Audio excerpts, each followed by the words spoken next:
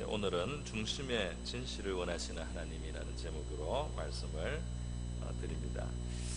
중심이 마음이 진실하다 하는 것은 참 좋은 것입니다. 우리는 진실한 사람이 되기를 원하고요, 또 진실한 사람을 가까이 우리가 두는 것을 복으로 여깁니다. 이 진실하다는 말은 사전에 보면은 마음에 거짓이 없이 순수하고 바르다 그랬어요. 그래서 우리가 진실한 사람과 같이 일하거나 또 진실한 사람이 자기를 도와주거나 이렇게 할 때 그것이 참 좋은 것이라는 것을 알고 있습니다. 이 세상도 이 사회도 진실한 사람들이 필요하고요, 진실한 사람들이 살아가야지 신용사회도 되고 신뢰사회도 되는 거죠. 아무리 뭐를 갖추어놔도 진실성이 없으면 다 서로 속이고 이용하고 이런 사회가 되면, 그런 인간관계가 될 때는 그것이 불행할 수밖에 없는 것입니다.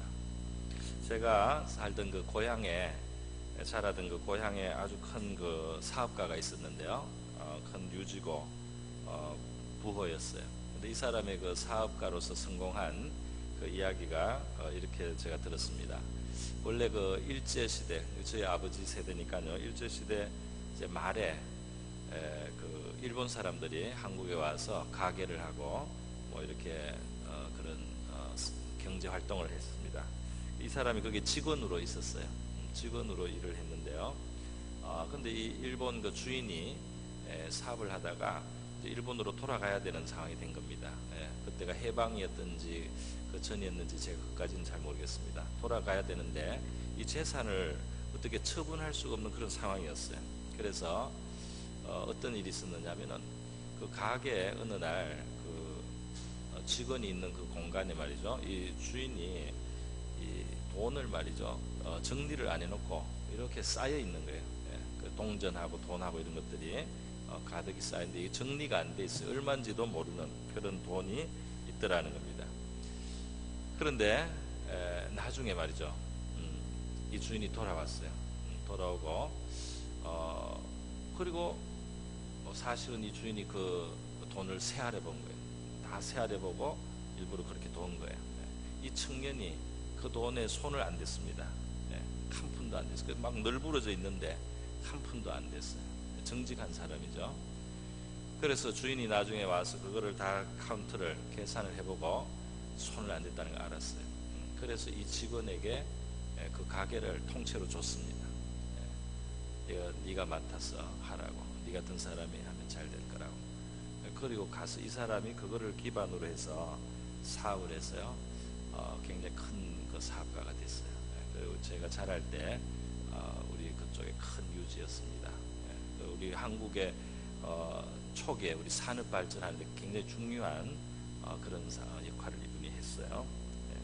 여러분, 이렇게 그 진실성이라는 건 사람들도 그것을 원하고 그것이 참 좋은 것이다, 그것이 정말 복을 받을 만한 일이라고 그렇게 생각. 진실한 사람에게 우리는 맡길 수가 있는 거죠. 진실한 사람을 믿을 수가 있는 것입니다.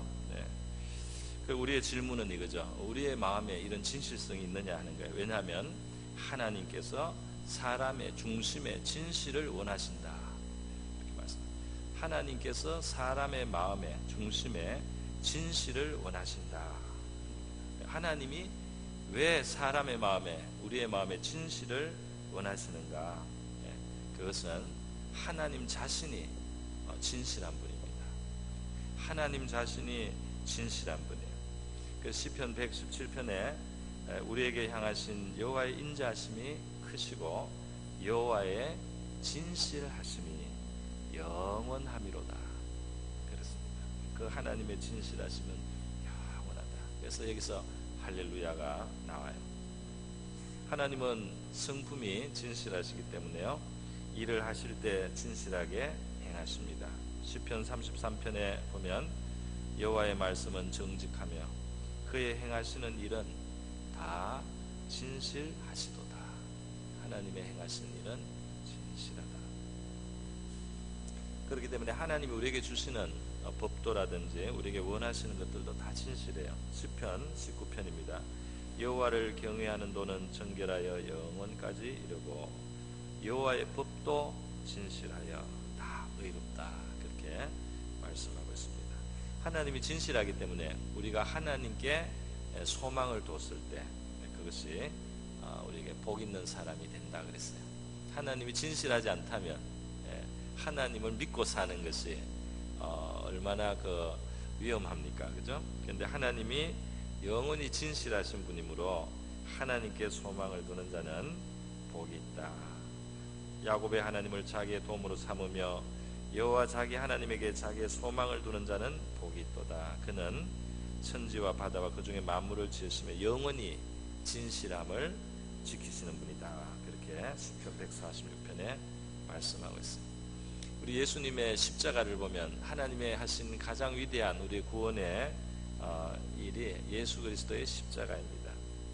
그 예수님의 십자가를 보면 우리의 죄를 사하시되 우리의 죄를 하나님이 그냥 임의로 말이죠. 하나님 기분 나는 대로 사는 것이 아니고 죄의 값을 치르시는 하나님의 그 진실함이 있어요. 죄를 그 희생을 통해서 사하시는 겁니다. 그런데 그 희생을 자신이 내시는 거죠. 그러니까 이게 세상에서 제일 위험한 게 공짜라고 그랬어요. 어떤 사람은 공짜는 없다 그랬어요. 공짜에 뭐가 많이 붙어 들어옵니다. 나중에 구멍이 뻥 뚫려서 더 많이 나가요. 사기꾼들이 공짜를 많이 씁니다. 그런데 하나님께서 우리의 죄를 사하실 때 말이죠. 그 피를 흘려서 사하시는데 우리한테 값을 내라고 하지 않고 하나님 자신이 값을 내셨어요. 할렐루야. 그 진실한 거 아닙니까? 이렇게 하나님이 진실하기 때문에 하나님과 우리가 가까워지는 데 있어서 우리의 중심의 진실이 중요하다 이 말씀입니다. 우리 성경에 보면 하나님이 그 중심을 보시고 칭찬한 사람이 있어요. 바로 다윗이죠. 다윗 임금, 유다의 임금 다윗을 하나님은 그 마음이 중심이 하나님께 합한 사람이다. 사도행전 13장에 그렇게 설명이 되어 있습니다. 다윗의 진실함이 여러 가지로 있겠지만은 제가 한 가지 소개를 해보겠습니다. 그게 사무엘하 24장에 나오는데요. 이때 이스라엘 나라에는 전염병이 돌았어요. 그게 이제 백성의 죄가 누적이 됐습니다. 거기에다가 왕도 실수를 했어요. 그래서 이거는 이제 중보자가 없는 상태가 되었어요. 그 다윗이 중보자인데 중보자가 실수를 했기 때문에 이제는 카바가 없습니다. 그래서 이 쌓인 죄 위에 하나님의 이제 심판으로 진노로 전염병이 돌았어요. 7만 명이 죽어요. 굉장히 큰 죄입니다. 그래서 이 누적된 죄가 한 번씩 이렇게 질병으로 이 땅에 재앙으로 오는 거예요. 그럴 때 하나님께서 이 다윗의 기도를 들으세요. 다윗이 하나님 앞에 기도합니다. 내 집안을 심판해 주십시오. 이 백성을 다치게 하지 말고 내 집안을 심판해 달라고 다윗이 그렇게 하나님 앞에 중보자의 기도를 해요. 그러니까 하나님께서 이제 그만 됐다 하시면서 그 천사를 보내어서 천사가 이제 이 전염병의 이 재난이 중단되는 중지될 수 있는 그 이제 방법을 가르쳐 줍니다. 그게 뭐냐면 높은 지대에 있는 어느 땅이 있어요. 아리우나라는 사람의 여부수 사람 아리우나라는 사람의 타작마당 높은 땅이 있습니다. 그 바람이 잘 불어서 타작을 하면은 이게 죽정이가 잘 날아가는 그런 좋은 땅에 거기에 제단을 쌓고 하나님 앞에 번제 제사를 드려라. 그러면 그거를 시점으로 해서 하나님께서 재앙을 거두시겠다. 그렇게 알려줬습니다. 그래서 그 타작마당에 가서 이제 제사를 드려야 되는 걸 드리러 갔어요. 왕과 일행이 오니까 아리우나라는 사람이 더 좋은 사람이에요. 애국자. 이 사람이 왕이시여 뭐 하러 오셨습니까? 왕이 이렇게 해서 왔다 했더니 그렇습니까? 그럼 이 마당도 다 드리고 제 소도 다 드리고 소의 멍에나 소의 그 달구지 기구들 다 그 땔감으로 드릴 테니까 왕이시여 여기서 하나님이 명령하신 제사를 드리십시오. 그렇게 했어요. 그랬더니 다윗이 뭐라고 했습니까? 아유 고맙다 그랬나요? 다윗이 그렇게 하지 않고요. 내가 값이 없이는 여호와께 번제를 드리지 아니하리라. 내가 값을 치르지 않고 어떻게 하나님께 드리는 것이 제사가 될 수 있겠느냐. 그래서 그냥 주겠다는 것을 돈을 치러줬습니다. 할렐루야. 하나님께도 그렇고 우리 인간관계에서도요. 인간관계에서도 너무 사람들이 공짜를 좋아하면 안 되겠죠. 너무 거저 먹으려고. 그래서 공짜로 해도 내가 값을 치르겠다. 이런 사람들이 있어야지 이 세상에 우리 하나님 앞에 복을 받을 줄 믿습니다. 장학금을 주겠다 했는데 우리 집은 괜찮아. 우리 집은 수입이 많아요. 그러니까 저는 장학금을 안 받고 그 가난한 애들에게 주세요. 이런 학생들이 있으면 이 나라의 미래가 있어요. 나는 되니까, 나는 할 수 있으니까 말이죠. 그 다윗이 값이 없이는 내가 하나님께 번제를 드리지 않겠다 하면서 은 50을 줘가지고 사서 하나님 앞에 제사 드린 것을 우리가 볼 수 있습니다.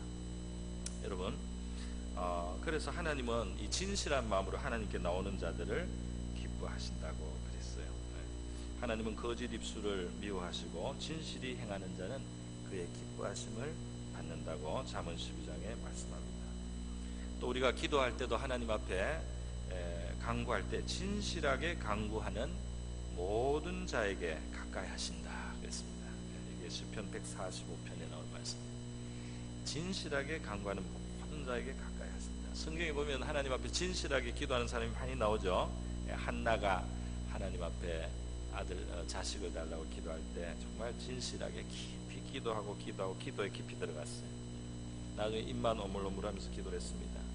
근데 그 기도에는 이 아들을 주시면 내가 하나님 앞에 바치겠다는 약속이 있었어요. 그 하나님이 그 아들을 주셨는데 정말 약속을 지킵니다. 그 아이가 나서 엄마 젖을 이제 다 먹은 나이가 되니까 그 아이를 하나님께 바쳤어요. 그 성막에 가서 아이가 제사장의 심부름을 하면서 성막에서 성장하게 되는 거죠. 1년에 한두 번 가서 제사 때 가서 애를 보고 애한테 조금 더 자란 그 옷을 만들어서 준비했다가 가져가서 새 옷을 입혀주고 그렇게 자식을 만나면서 하나님 앞에 그 약속을 지키는 거예요. 그 한나가 이렇게 진실하게 기도하고 그 응답대로 또 하나님 앞에 살아갈 때 하나님께서 그동안 못 낳던 아기를 맞아 3남 2녀를 더 주셨다고 되어 있습니다. 그러니까 위로해 주신 겁니다. 할렐루야. 그 진실함을 지키려고 마음이 슬프잖아요. 마음이 아프잖아요. 그죠? 그 아들 때문에 걱정이 되고 눈물이 나고 그렇게 멀리 떨어져서 자식을 키우면서 그 하나님 앞에 진실하게 살려고 하는 사람의 그 마음의 아픔을 하나님이 아신다 이겁니다. 그래서 3남 2녀를 주셨어요. 모세도 하나님 앞에 진실히 간구하죠. 그래서 백성들이 죄를 지어서 하나님이 진노합니다. 진노해서 이 백성들을 내가 정말 다 진멸해야 되겠다. 그리고 너를 민족을 만들어 주겠다. 너 가문이 그냥 한 나라가 되도록 그렇게 내가 역사하겠다. 모세가 환영하지 않습니다. 그렇게 되면 하나님의 명예가 떨어집니다. 하나님께서 이 백성을 애굽에서 어렵게 구원하셨는데 이 백성을 광야에서 죽게 하면 하나님의 이름이 어떻게 됩니까? 또 이 백성을 아껴달라는 거죠. 그리고 나중에는 내 이름을 지워달라고 했어요. 내 이름을 생명책에서 지워주시고 이 백성을 용서해 주십시오. 그러니까 하나님이 모세한테 져주셨습니다. 할렐루야. 그렇게 나가니까 하나님이 알았다. 알았다. 이 백성을 내가 진멸하지 않겠다. 근데 백성은 너무 패역을 하니까 하나님께서 그래서 나는 백성들하고 같이 동행을 못하겠다. 내가 백성들과 같이 다니다 보면 자꾸 이 죄악을 짓고 너무 하나님을 거스르기 때문에 거룩하신 하나님하고 충돌이 일어나서 이 백성들이 다친다. 내가 가까이 못하겠다. 대신 천사를 보내줄 테니까 천사의 인도를 받아서 젖과 꿀이 흐르는 좋은 땅을 가져라. 젖과 꿀이 흐르는 땅 내가 약속한 건 내가 다 준다. 대신 나는 안 가고 천사 보낼 테니까 천사 앞장 세워서 따라가서 그 좋은 것을 다 가져라 이랬어요. 그랬더니 모세가 고맙다고 하지 않고요, 하나님께 하나님이 같이 가지 않으면 그 좋은 땅이 무슨 의미가 있습니까? 우리가 진짜 가진 복은 하나님과 함께하는 백성이라는 것이 우리의 참 복인데 우리가 젖과 꿀이 흐르는 땅을 들어간들 거기에 하나님이 없이 우리가 들어가면 그것이 우리의 복이 되겠습니까? 우리 그 땅에 들여다보니 마십시오. 하나님이 같이 안 갈 것 같으면 젖도 필요 없고 꿀도 필요 없고 좋은 땅도 필요 없습니다.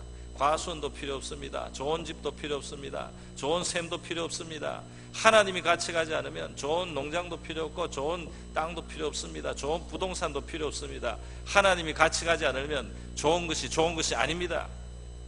차라리 그냥 여기에서 광야에서 하나님하고 살게 해주십시오. 이렇게 모세가 나오니까 하나님께서 또 져주셨어요. 알았다, 같이 가겠다. 그래서 이스라엘이 참 이스라엘이 되는 겁니다. 할렐루야. 이러한 진실한 사람들의 기도가 있는 거예요. 느헤미야는 그 바벨론 제국에서 외국인으로서 출세를 해서 높은 고관에 올라 있었지만은 자기 백성들, 유다 백성들, 그 예루살렘이 어려움을 당하고 성벽이 무너지고 원수들에게 조롱당하고 어려운 형편이 됐다는 것을 알고 자청해서 그 지방 관리로 내려갑니다. 그 지방의 총독으로 내려가는 거예요. 성진이 아니에요. 내려가서 총독의 녹도 받지 않아요. 재산이 있으니까 녹도 받지 않아요. 오히려 자기 재산을 풀어서 백성들이 먹을 수 있는, 그 신하들, 그 많은 관료들이 먹을 수 있는 그런 양식을 자기 돈을 써서 댑니다. 그러면서 그 성벽을 재건했습니다. 그래서 정말 자기의 사심이 아닌 하나님을 사랑하고 하나님의 백성을 사랑하는 마음으로 섬긴 이 사람들을 우리 하나님께서는 귀하게 여기시고 사용해 주신 줄로 믿습니다. 그래서요, 우리 하나님이 진실하셔서 이 진실을 기뻐하시기 때문에 우리의 마음도, 이 진실하고 정직하다는 말은 비슷하잖아요. 우리의 마음에 정직함, 진실성을 가질 때 우리는 하나님하고 가까워지는 거예요. 하나님하고 친밀하게 될 수가 있는 거예요. 그래서 잠언 3장에 보면 패역한 자는 여호와께서 미워하시나 정직한 자에게는 그의 교통하심이 있느니라 그랬습니다. 진실한 입술은 영원히 보존되거니와 하나님이 진실한 사람은 귀하게 여겨주세요. 거짓 혀는 잠시 동안만 있을 뿐이니라. 잠언 12장의 말씀입니다. 또 진실한 자들을 보호하신다는 말씀도 있어요. 너희 모든 성도들아 여호와를 사랑하라. 여호와께서 진실한 자를 보호하시고 교만하게 행하는 자에게 엄중히 갚으시느니라. 시편 31편에 말입니다. 예수님께서 기도에 대해서 가르쳐 주실 때 마태복음 6장에서요, 너희가 기도할 때 내 골방에 들어가서 문을 닫고 은밀한 중에 계신 내 아버지께 기도하라. 물론 우리가 모여서도 기도해야 되죠. 하지 말라는 게 아니고 기도하는데 우리에게 그 골방의 기도가 필요한데요. 이 골방은 어떤 의미가 있습니까? 그 골방에 들어가서 기도하라는 이 말씀 속에는 물론 자랑하는 그런 기도하지 마라 이런 뜻도 있겠지만 골방의 기도에 이런 뜻이 있으리라고 봅니다. 그 골방의 기도는 정말 하나님 앞에 아무도 듣지 않는 곳에서 하나님만 들으시는 곳에서 내 마음을 하나님께 표현하고 고백하는 거 아니겠습니까? 그 하나님만 들으시는 그 자리에서 내가 하나님 앞에 아뢰일 때 말이죠. 나의 진심을 가지고 아뢰는 그 관계를 하나님이 원하시는 겁니다. 내 입에 정직이 나오는 것을 원하시는 겁니다. 내 마음에 정말 사람 앞에서는 꺼내기 어려운 말도 하나님 앞에서 솔직하게 그렇게 표현하고 고백하고 말이죠. 그렇게 아뢰기를 원하는 겁니다. 그 진실한 관계를 원하세요. 내 입술이 진실을 말하면 내 마음이 유쾌하겠다고 말씀하셨어요. 자, 그런데 여러분 오늘 이제 하나님의 그 진실함을 우리가 생각했고요. 하나님이 진실한 자를 기뻐하신다는 것을 말씀드려요. 마지막으로 이 회개란 무엇인가, 그것을 우리가 한번 생각해 볼 수 있습니다. 오늘 이 시편 51편이 다윗의 회개하는 내용이거든요. 회개의 시입니다. 이 다윗의 회개의 시에서 하나님 앞에서 정말 자기의 죄를 인정하고 고백을 하고 있지 않습니까? 나는 내 죄가를 안다 그랬어요. 내 죄가 항상 하나님 앞에 있다고 그랬어요. 주의 많은 긍휼을 따라서 내 죄를 지워달라 그랬습니다. 나는 너무 죄에 찌든 사람입니다. 그 표현을 어머니가 죄 중에서 나를 잉태하였다 그랬습니다. 그러니까 우리 이 아담의 후손이 죄인이 맞잖아요. 우리 안에 죄의 기질이 들어 있습니다. 그래서 이게 자라면서 성장하면서 이 죄의 기질이 자꾸 나와요. 물론 나쁜 영향을 받아서 사람이 더 죄를 짓게도 되고 더 일찍 죄를 배우게도 되지만은 결국 그게 다 어디서 나왔습니까? 어디 없는 데서 갑자기 어디서 정말 나왔습니까? 이 사람의 마음 속에 타락한 인류의 마음에 이 죄성에서 자꾸 나오는 거예요. 그 환경이 되면은 더 많이 나오죠, 물론. 그래서 이 정말 죄에 찌든 존재라는 것을 하나님 앞에 고백을 하고 그 사함을 구하는데요.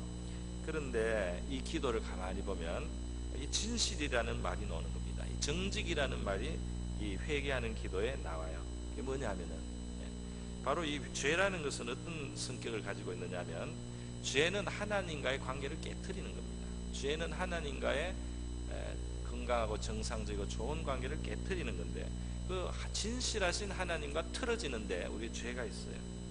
진실하신 하나님을 외면하고 버리는 겁니다. 하나님의 진실한 도리를 우리가 버리는 겁니다. 그것이 바로 죄예요. 모든 죄는 결국 진실에서 멀어지게 사람을 만들어요. 사람이 정직해질 수가 없는 겁니다. 그게 죄입니다. 그래서 오늘 시편 51편의 이 회개 기도 속에는 10절에 보면 정직한 마음을 창조해달라, 정직한 영을 새롭게 해달라, 그렇게 기도하지 않습니다. 내 마음이 정직을 떠났다 이겁니다. 내가 죄를 범하고 속이고 말이죠.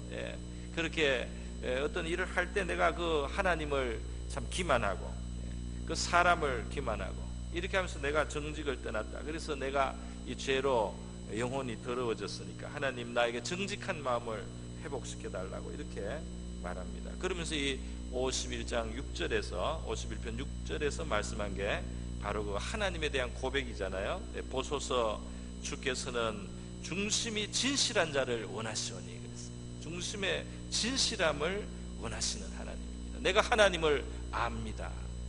내가 아는 하나님은 정말 진실하신 분이고 내 마음도 진실하기를 원하시는데 내가 그 진실함을 떠났습니다. 내가 속였습니다. 내 욕심 때문에 그렇게 내가 해를 입히고 말이죠. 속였어요. 그래서 이스라엘의 죄를 하나님이 지적하실 때 보면 이 진실이 없는 것이 항상 그 죄로 그렇게 지적이 되었어요. 호세아서 4장에 이스라엘 자손들아 여호와의 말씀을 들으라. 여호와께서 이 땅 주민들과 쟁론하시나니 이 땅에는 진실이 없고 그랬어요. 진실하지가 않다 말이죠. 진실, 자기 이익 때문에 진실하지를 않아요. 하나님을 아는 지식도 없고 그랬어요.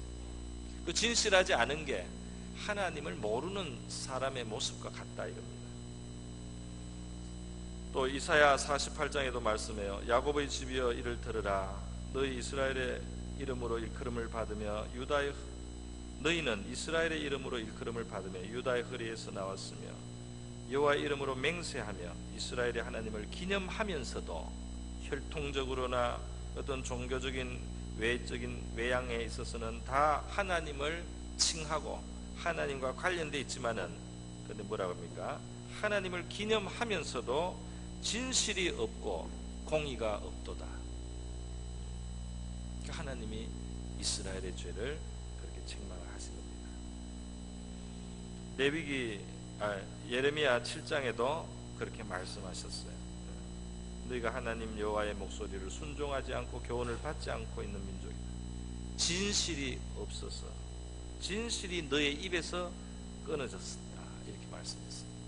입에서 나오는 말을 믿을 수가 없다는 겁니다. 여러분, 그래서 우리가 회개할 때는 또는 하나님과 가까워지는 과정에서는 우리 마음에 이 정직하지 않은, 진실하지 않은 것을 우리가 인정하고 깨닫고 말이죠. 진실로 돌아가는 그런 겸손한 반성이 있어야 되고 그런 또 기도가 있어야 될 줄로 믿습니다. 예레미야 9장에 보면은 만물보다, 예레미야 17장이죠. 만물보다 거짓되고 심히 부패한 것은 사람의 마음이라 그랬어요. 이 마음에는 거짓이 있습니다. 거짓이 있어요.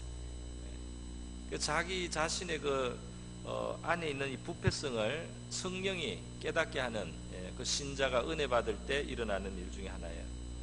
자기 안에 죄가 있다는 걸 아네. 자기 안에 거짓됨을 압니다. 그래서 이것을 만물보다 정말 거짓되고 심히 부패한 것이 바로 사람의 마음이고 누가 능히 이를 알리요. 그 깊이가 굉장히 깊어요. 그렇기 때문에 우리가 하나님 백성으로 산다는 것은 완전해지지 못해도 적어도 우리 안에 있는 거짓됨에 대한 회개는 하나님 앞에 있어야 되는 거죠. 그래서 회개하는 자들이 사실 진실해집니다. 할렐루야. 그 거짓됨을 알고 회개를 해야지 진실함이 생기는 거예요. 그래서 이스라엘 백성들에게 하나님 하신 말씀이 이 땅은 강성해졌단 말이죠. 그러나 그 혀를 놀러 거짓을 말하고 진실하지 않으며 나를 알지 못하느니라. 그 하나님의 단식이었어요. 그래서요, 우리는 이 세상에 보면은 말이죠, 이게 눈가림으로 하는 것들이 많지 않습니까? 눈가림으로 해요. 그래서 영어 표현에도 이거 청소를 해가 쓰레기를 카페트 밑에 집어넣었다 이런 표현이 있어요.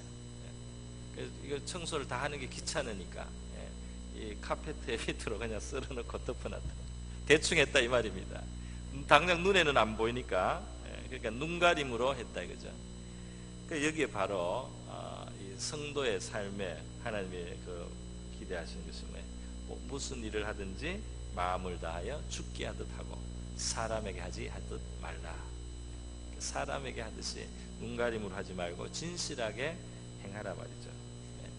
그것이 하나님을 섬기는 사람들에게 옳은 것이고, 또 그렇게 할 때 우리 하나님께서 영광을 받으시는 줄 믿습니다.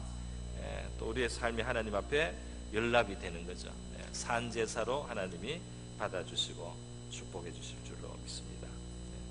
사람은 자기 마음을 속일 만큼 우리는 강교합니다. 자기 마음을 속이는 거예요.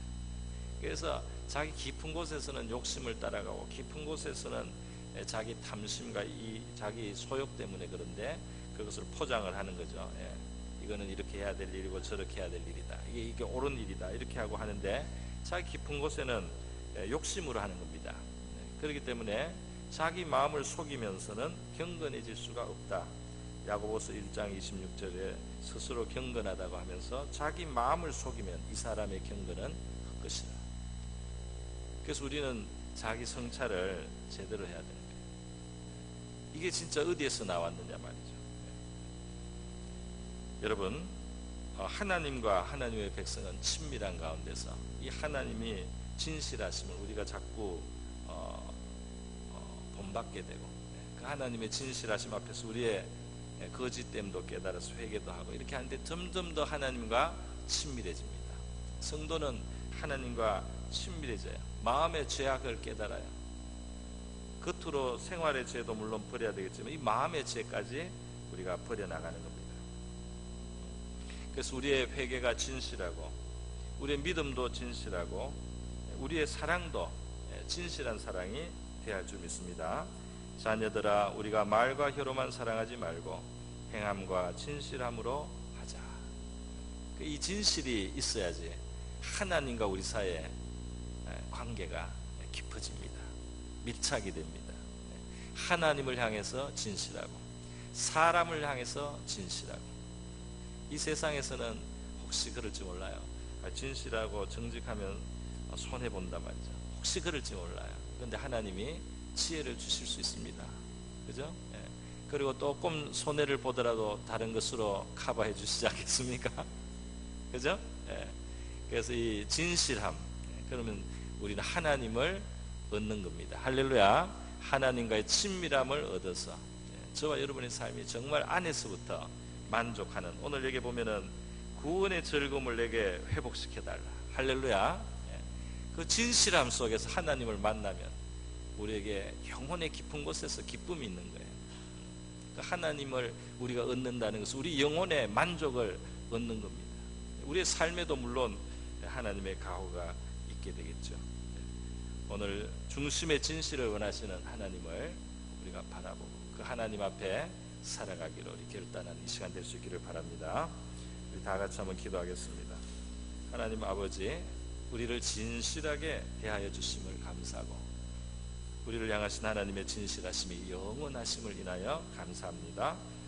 우리의 마음에도 우리의 거짓된 것 하나님 앞에 회개하면서 우리의 마음과 입술과 삶이 하나님 앞에 진실하게 하옵시고, 우리의 회개가, 우리의 믿음이, 우리의 사랑이 진실하게 하옵시고, 그래서 우리 하나님과 교통하는 삶이 되게 해주시고 구원의 기쁨이 있는 삶을 살게 하여 주시옵소서. 다 같이 기도하겠습니다.